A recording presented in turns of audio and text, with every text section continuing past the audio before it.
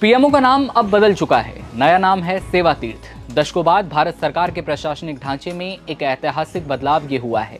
South block में स्थित प्रधानमंत्री कार्यालय यानी पीएमओ का नया नामकरण हो चुका है। राजभवन का नाम भी बदल दिया गया है। लोक भवन अब नया नाम है। इसके अलावा केंद्रीय सचिवालय को कर्तव्य भवन के नाम से जाना जाएगा। जल्द ही देश की सबसे शक्तिशाली ऑफिस बिल्डिंग अपने नई हाईटेक कॉम्प्लेक्स में शिफ्ट होने जा रही है। ऐसे में आइए जानते हैं सेवा तीर्थ कॉम्प्लेक्स क्या है, कहाँ है और इसकी खासियत क्या क्या है।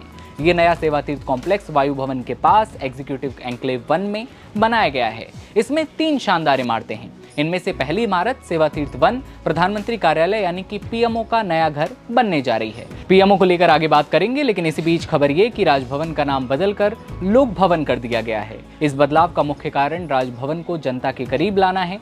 केंद्र सरकार का कहना है कि राजभवन से कॉलोनियल प्रतिध्वनि जाहिर होती है और सरकार चाहती है कि ये भवन आम जनता के लिए खुला और मानवीय बने।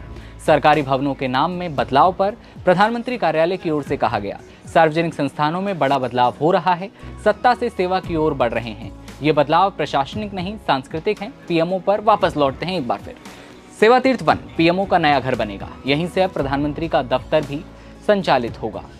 कॉम्प्लेक्स की दूसरी इमारत सेवा तीर्थ 2 कैबिनेट सेक्रेटेरिएट का नया दफ्तर होगी, जहां देश के बड़े प्रशासनिक फैसले भी लिए जाते हैं। तीसरी इमारत सेवा तीर्थ 3 राष्ट्रीय सुरक्षा सलाहकार यानी कि एनएसए के ऑफिस के लिए होगी, जहां भविष्य की सुरक्षा की रणनीतियों पर काम होगा।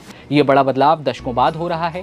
शिफ्टिंग शुरू हो चुकी है और 14 अक्टूबर को कैबिनेट सेक्रेटरी टीवी सोमनाथन ने चीफ ऑफ डिफेंस स्टाफ और तीनों सेना प्रमुखों के साथ सेवा तीर्थ 2 में एक अहम मीटिंग भी बुलाई थी।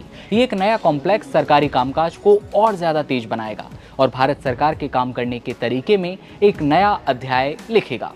ये नया सेवा तीर्थ कॉम्प्लेक्स वायु भवन के पास एग्जीक्यूटिव एन्क्लेव 1 में बनाया गया है। इसमें 3 शानदार इमारतें भी हैं, जिनके बारे में हमने आपको पीछे बताया भी।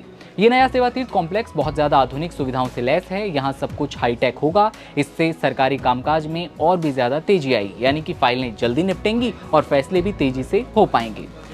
पीएम कार्यालय का साउथ ब्लॉक से सेवा तीर्थ में जाना अपने आप में ऐतिहासिक कदम है। ये सिर्फ एक जगह का बदलाव नहीं, बल्कि ये भारत सरकार के काम करने के तरीके में नए आगामी अध्याय की शुरुआत को लेकर भी है और ये दिखाता है कि सरकार आधुनिकता की ओर बढ़ रही है और कामकाज को बेहतर जल्दी निपटाने की कोशिश की जा रही है।